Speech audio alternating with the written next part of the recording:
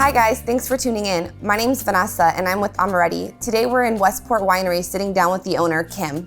Hey Kim, thank you so much for joining us today. Good morning, thank you. Would you be able to just tell us, I've had the pleasure of walking through this beautiful property and there's so many different aspects to it. Can you tell us what you guys do here? Sure, we started out with a winery with about 12 different wines. And we always listened to our guests. They asked us to open a restaurant.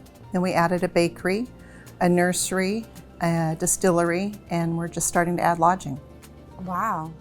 So again, multiple components.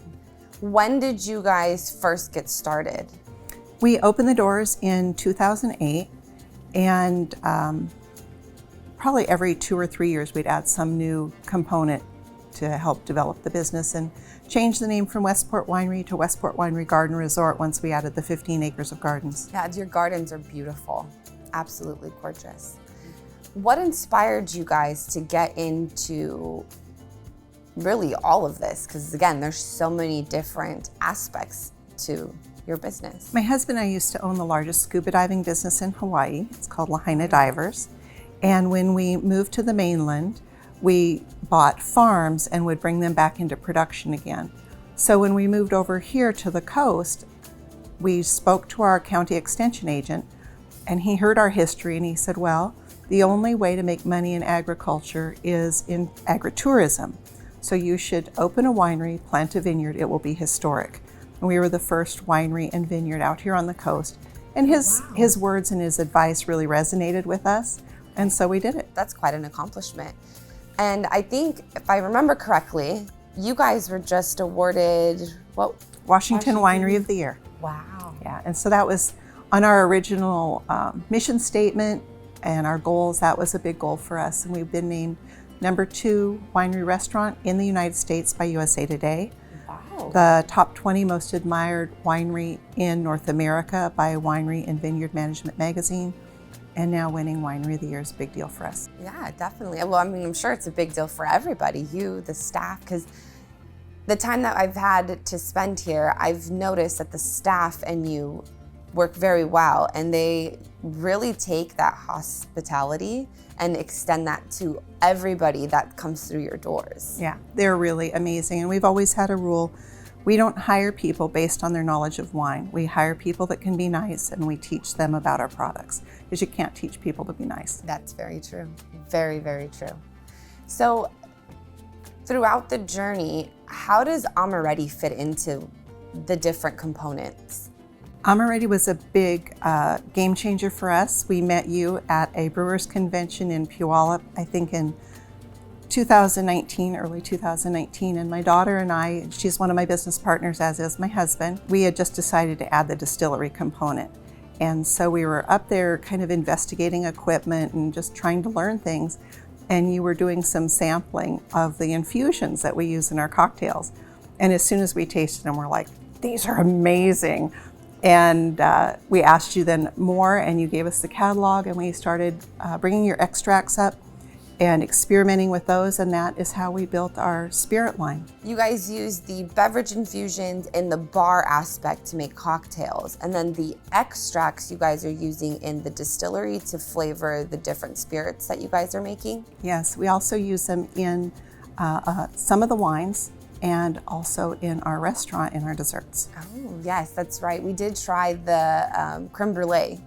And that was phenomenal. Lizzie did a great job with that. That was delicious.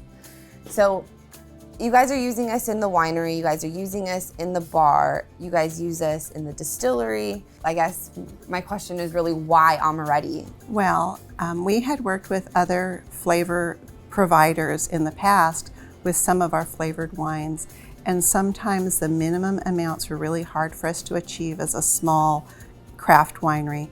Sometimes the process of the paperwork and the applications and all these different things become really onerous for us.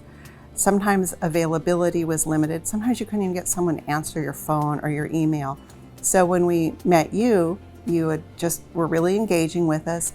And then as we started getting the products, they were reliable. You gave us samples whenever we needed them.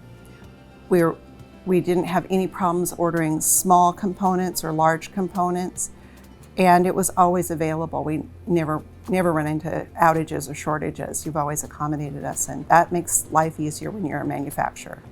Yes, we do try to make sure that we have all the flavors that we make available. And there are times that we do run into, we're out of stock because it's a hot flavor, but we make it within a couple of weeks and get it out to you guys as quickly as possible. And so I think that's been our experience. Oh, good. I'm glad. I'm like, I think we haven't had it. Yeah. So in that aspect, it's great because you know what's coming, and we kind of keep you informed along the way, so you're not like, when is it going to be here?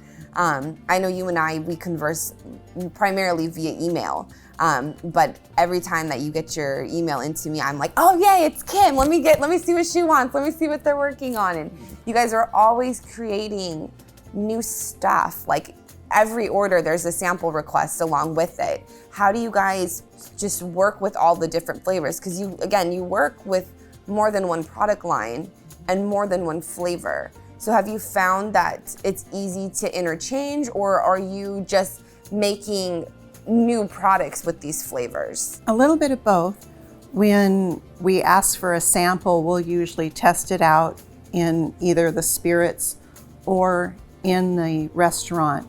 And then because our spirit line is already based on the Amoretti Extracts, when we use the infusions, it is a very complementary. They don't work against each other. But mostly, we like that flexibility of, oh, I love this flavor in this department, I'm going to try it in that department. But by the same token, everybody on my team's pretty creative, and I just hand them the Amoretti catalog and say, hey, I was talking to Vanessa. She said, you guys need any samples? So find something interesting and let's bring it up and do some experiments. And that is really fun for the team. Yeah, definitely. I find that fun. I still find new flavors in the catalog till this day, and I've been here for so many years, and I'm like, whoa, look at this. And we don't go like into too obscure. We don't try to make a pepper creme brulee.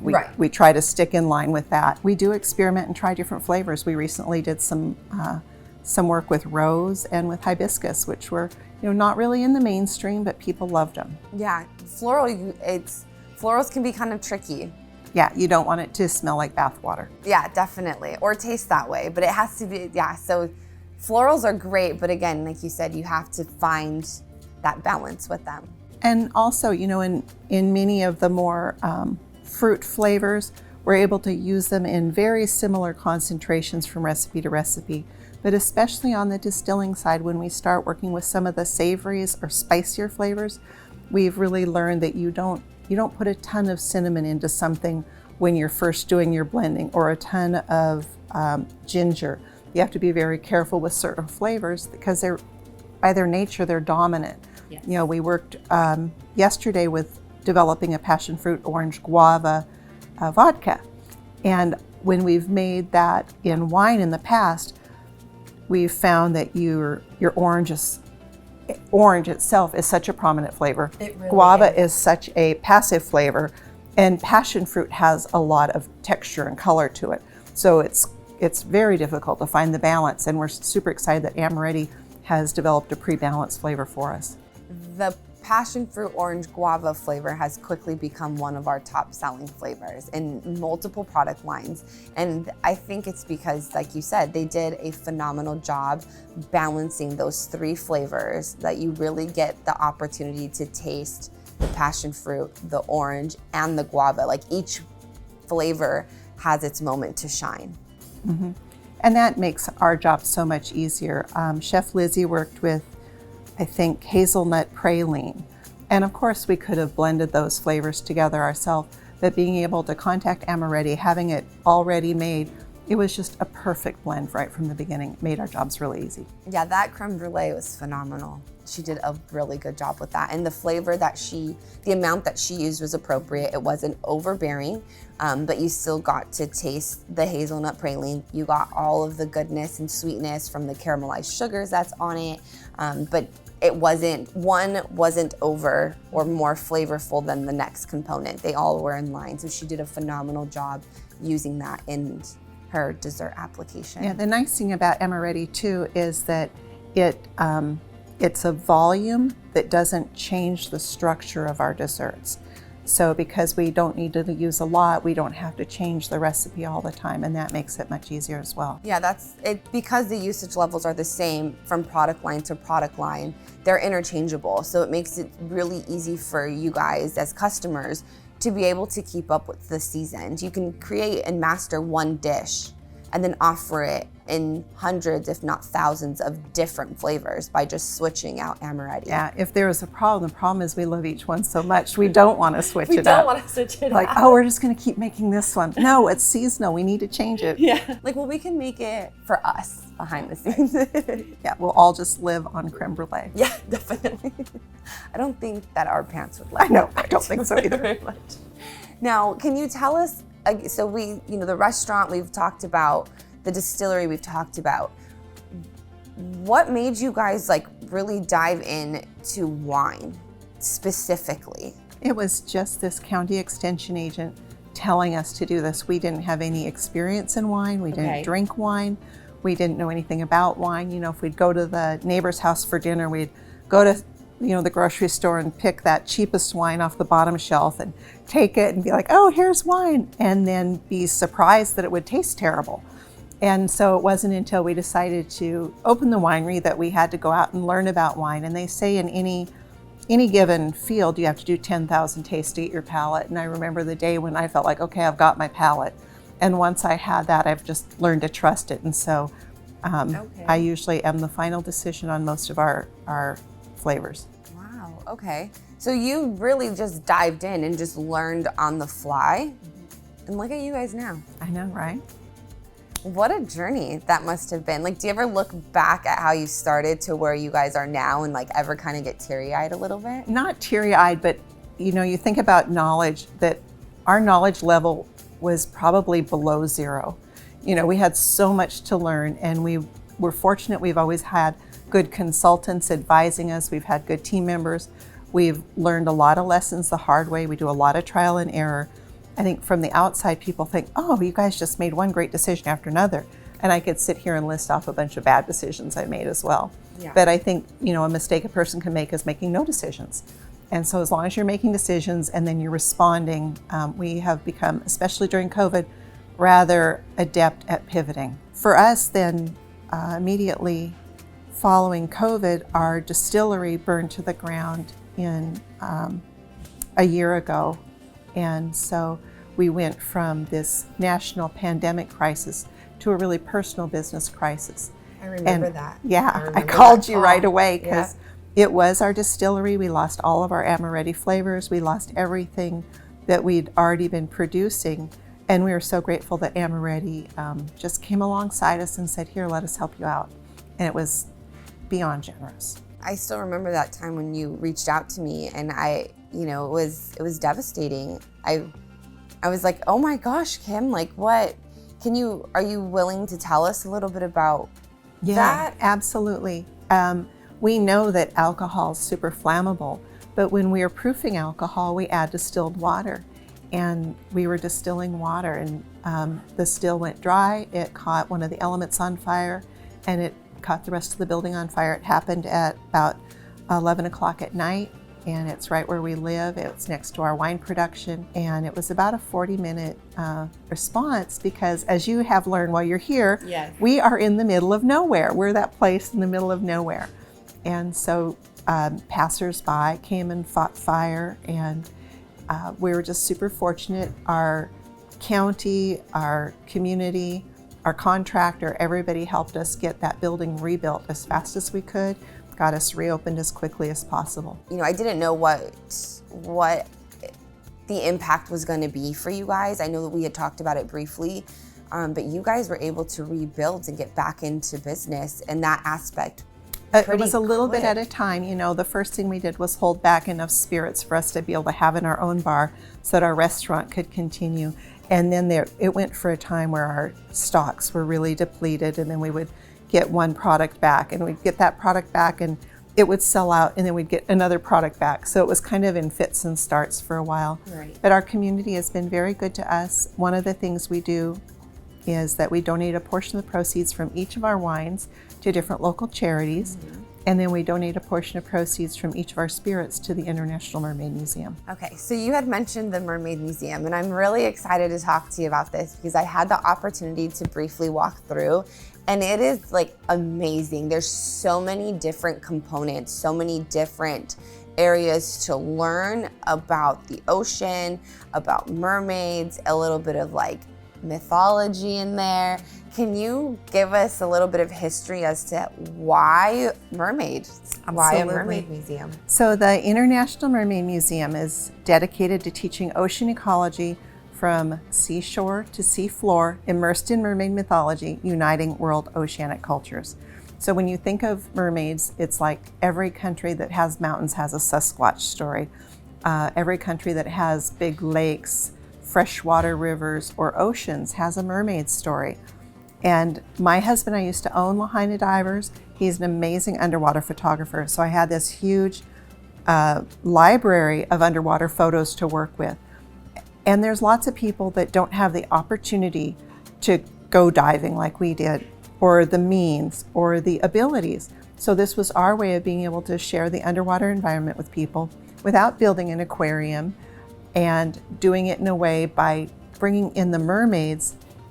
That mythology is the spoonful of sugar that helps the medicine go down. And it's not that ocean ecology is uninteresting, but the mermaids make it a lot more interesting.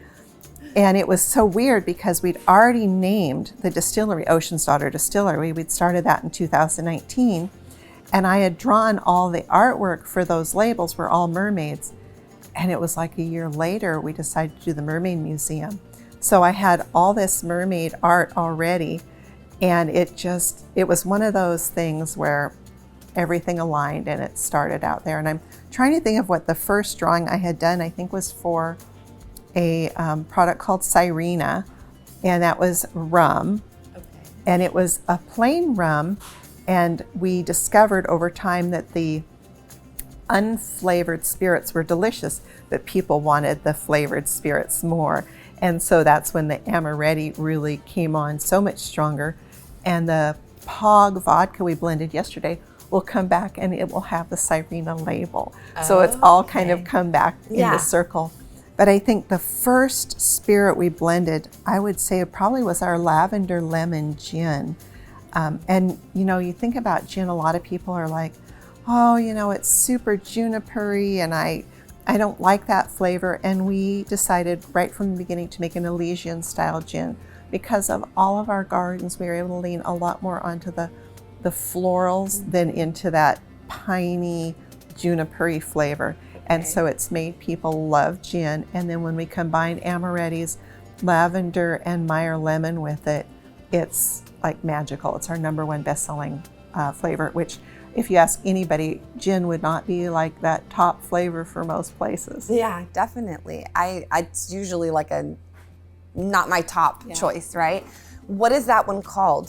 That's called Purple Rain. Purple Rain, okay. And you know, we're in Washington State, and even though I went to WSU, the University of Washington, their colors are purple and gold, and so I worked with the University of Washington colors to create Purple Rain. And so it's kind of a play on words because it's spelled R-E-I-G-N instead of R-A-I-N, like the Prince song. Okay, that's what I thought of. Yeah. Okay, got it. So you had mentioned that you made the labels for all of the bottles, that for the distillery side only? When we started out with the winery side, we relied on some of my husband's underwater photos, some of my art. Some of our friends are really talented artists, and we kind of brought all those together, and we used those stories then to combine the label story up with the charity that we were working with. And then we commissioned local artists to create sculptures commemorating each of the wines. Oh, wow. So our best-selling wine is called Duckleberry Grunt, and it's just a weird name. It goes back to my sister's mother-in-law made a dessert called Huckleberry Grunt. And it sounds kind of weird, but it was like buttered Wonder Bread with huckleberries and buttered Wonder Bread, and then baked and then served with ice cream. And then as I began drawing, I think, I'd try to draw, this label. Once we decided to do the distillery, I went through a phase where I was just really prolifically drawing mermaids, and I went back recently and I just don't have any left in me. But during that moment, I was able to develop all the art for the labels for the spirits. Yeah, the artwork that I've seen on the bottles it's very unique. It's very beautiful. And everyone somehow just ties right back into your ocean theme. Yes. And so it just kind of, I mean, obviously it's marketing, it's branding, it's the concept, but it's so natural. Seamlessly. Yeah, it really was a natural fit. And so then when we did decide to do the Mermaid Museum, another catalyst was that we have been in the ocean environment and ocean industry our whole lives. My husband and I are both, in the past, we were U.S. Coast Guard licensed captains, dive instructor, dive master. Now that we've gotten older, we don't do that stuff. But a friend of ours had sent 5 boxes of these beautiful shells he'd collected over the years. And what we're finding is, at our age, our kids and our friends as kids don't want our stuff, this stuff that we've collected all of our lives that's so precious to us. And so our friend sent us these 5 boxes of shells, and he says, I know you, do something with this. And so one of the shells was a shell called a Venus murex, or sometimes it's called a mermaid's comb. And when you think about the mermaid, she's sitting on the rock and she's looking at her beautiful reflection in the water, and she's using this shell to comb her hair. I saw this Venus murex and I'm like, mermaids. It's going to be a mermaid museum. Yeah, okay. So are those shells now displayed throughout the museum? Yes, they are. I'm really excited to walk through there and see like all the different photos that your husband has. Because when you walk through, you don't know who took them or where they came from. Yeah. So I'm excited to actually be able to see the photo and be like, I know who took that. And since we opened, at first, again, it was just like the winery where people were like, ha, laughing, thinking we were crazy. But as we opened and people would come through, kids come in because they like the magic of mermaids. But adult men come in and they see all this really important content, and they will spend hours in this little museum that we've developed reading all this information. Moreover, a lot of our fishing friends and diving friends have said, okay, I've got something I want to add to the collection. So we had a guy and his wife in last summer, and he had been a fisherman, a Polish fisherman on a factory ship. And he jumped ship way back in the day to come to work on an American ship and become an American. And he was working on a boat called a dragger, and they were dragging the net across the bottom. And when they pulled the net up, his side of the net came up really, really heavy. They pull it up and there's this giant anchor. And so he had sent pictures of the anchor to a museum in California, and they said, oh, we'd really like to have it. And he decided he'd just keep it on his porch. So for 20 years, it just sat on his porch. Then he came to the Mermaid Museum and he says, this needs to be with you. So I have an executive director of the museum, and she's a historian. She looked it up and she discovered that it was from the first time a non-native woman had set foot on the shores of Washington. It was from a ship called the Brig Nikolai. It was a Soviet ship back in the 1800s. It was actually built by King Kamehameha's shipbuilders in Hawaii. And they were coming down from Sitka, Alaska, and they got off Destruction Island here on the Washington coast. Instead of getting into a storm, they got into dead calm seas. They lost their wind. The boat got caught in the current and ended up on the reef. The captain, the crew, and the captain's wife were captured by the local tribes. And the captain was devastated that he had led this and not been able to save his wife. So they did a rescue crew. They were unable to rescue her. They came back, paid ransom, and she said, I'd rather stay with the tribes. And so he was shamed and gave up his command. His crew walked until they could go to find a fort, and she ended up staying with the tribes. And it's just a really historic anchor that we have in our museum. Wow. And it was just because someone had walked through and thought it was cool. Yeah, like I said, there's so many interesting things in there. Like I said, when I walked through earlier, there's a massive sculpture of this mermaid that has like beads on her hair. Yeah, that was really interesting. There's a a famous California artist, and someone had forwarded me an Instagram or a Facebook message and said, this artist wants to give away this sculpture, to donate it. And so a bunch of different museums, schools, and libraries said, we would very much like to have the sculpture, and she chose the International Mermaid Museum. So that's home to, she's called Porcelina of the Vast Oceans. Okay, yeah, I'm excited. We'll get to see her later on today when we head on down over there. So what would you say is next? Like, you guys have this phenomenal restaurant, you have a great bar that's pumping out great cocktail selections, you have a beautiful winery, you have this phenomenal distillery, you have a beautiful garden, you have some animals on property, you have this nursery. What's next for you guys, Kim? Well, that's a really good question. We just did a rezone of our property, and we are converting, because the family lives here on site. We have 2 personal residences that we're converting to Airbnb this next fall. We've put in 4 RV spaces, so that's the first next step. And then we have about 3 acres of woods on property that we've put in some beautiful trails in addition to the gardens. And I think it'd be a really cool place for one of those aerial tree parks, where you go across rope bridges and all that. So I hope someday that would be really fun for zip lines. Yeah. We also been working with our neighbors, which is the Washington Department of Fish and Wildlife. They have 50 acres next door that have been designated for wildlife viewing and hunting that is landlocked other than our property. So we've provided them parking and access, and we're hoping to open up some trails for people for non-motorized bikes, hiking, photography, all that. So there's always new ideas. Yeah, definitely. You guys are just expanding.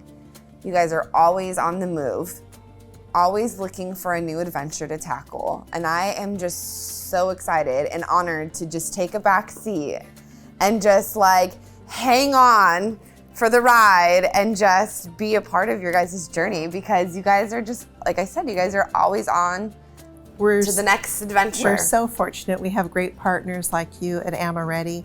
When you look at, we've won over 700 medals in international competitions with our wines, and that's partnerships with some of the top grape growers in Washington State. We tried growing grapes here on property. It's really not a suitable climate. And so as we became more famous and more successful, we were able to partner up with the best grape growers in the state. So we haul about 80 ton of fruit, my husband and my daughter are my truck drivers, over from Eastern Washington. We pick all of our grapes in the Yakima Valley AVA, and majority with 2 vineyards, Elephant Mountain Vineyard and Sugarloaf Vineyard, which are really the very top in the state of Washington for grape growing. And we always say with wine, great wine is made with good grapes. So having a great grower that we partner with, it's those same ideas of great flavors come in here, and we just try not to screw it up when they get here. So you had mentioned, great wine comes from good grapes, but somewhere in there, Amoretti's thrown in there, and Right. You've worked with so many different flavors.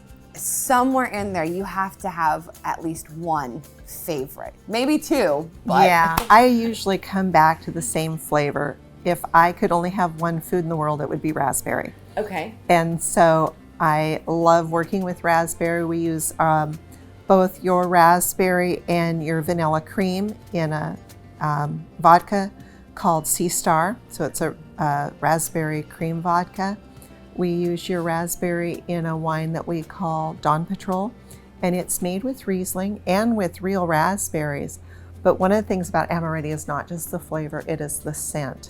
And so the real raspberries bring in all the flavor, and Amoretti brings in the nose.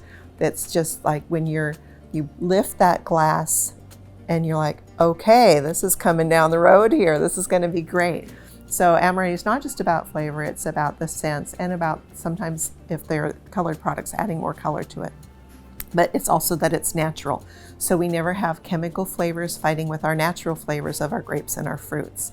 But yeah, Dawn Patrol is our raspberry Riesling.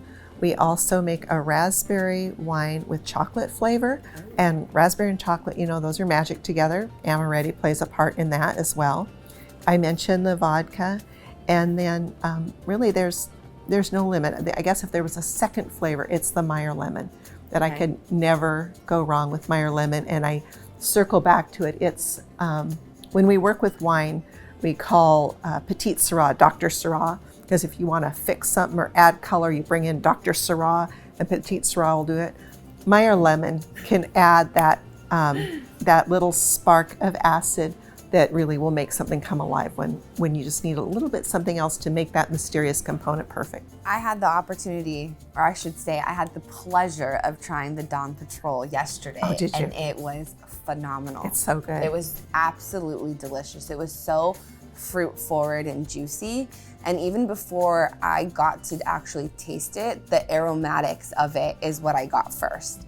And it made me so excited to get that first Yeah, sip. you just can't wait. And you had enjoyed Peaches on the Beaches the other Yes, I night did. too. And what I love there is it's a peach Riesling, again, all natural flavors. But when we brought Amoretti in, it rounded out that both the mouthfeel and the sense of getting the whole peach from the little bit of red around the pit all the way out to the scent that you get when you first, if you ever had an opportunity to grab a warm, fresh peach out of the orchard, that scent comes into your hand and it becomes very intoxicating. Yeah, it was delicious.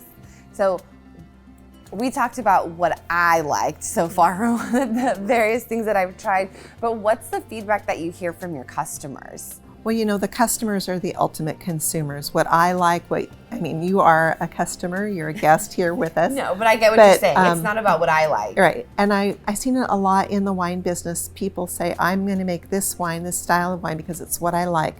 And I think that can be a mistake, that we always need to be looking at what our customer likes. I saw someone quote recently, the customers are really the only person that can fire us, because they tell us they don't like how they've been treated or they don't like the products. So we watch very carefully what the customers are interested in. And they have told us that Meyer Lemon Lavender Gin, they're all about that.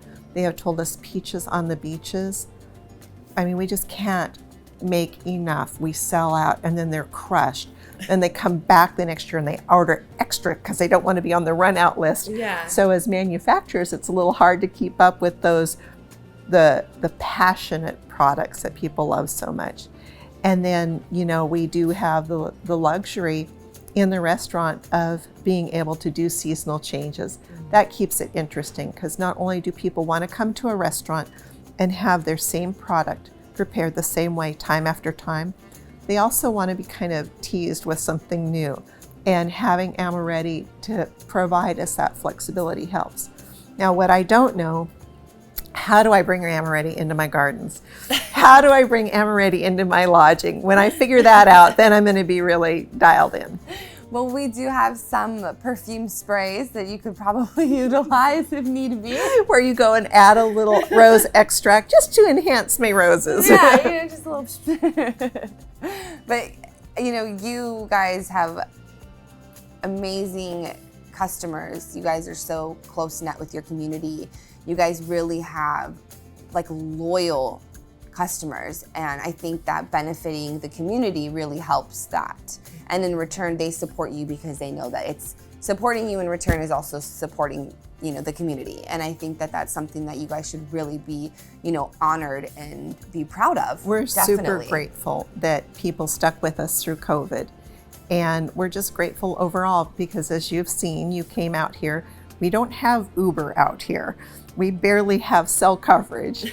And the fact that people drive from Portland and Seattle, plus our local community, our Mermaid Museum, we've had visitors from all 50 states and from 37 other countries.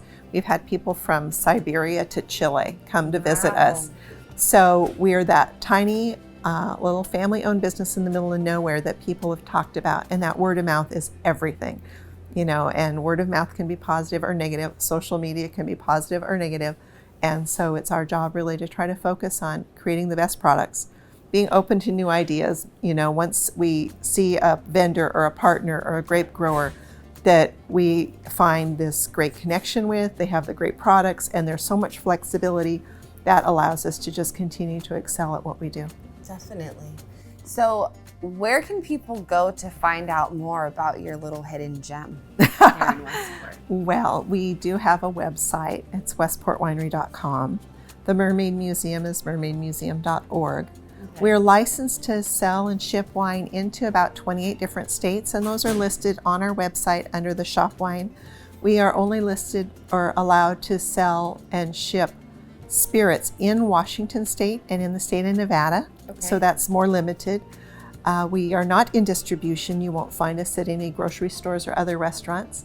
So that's why we try to make our destination resort so attractive that it's worth the trip, it's worth the visit. With 40 different wines, you can come for 5 days and always try something new. Same with 40 different spirits, and then our full restaurant menu, plus the museum and the gardens. We believe it's really a place for all ages, and we can come back over and over again. So the first thing we do when people get here is like, okay, you're going to want to start thinking about what you're going to get next time.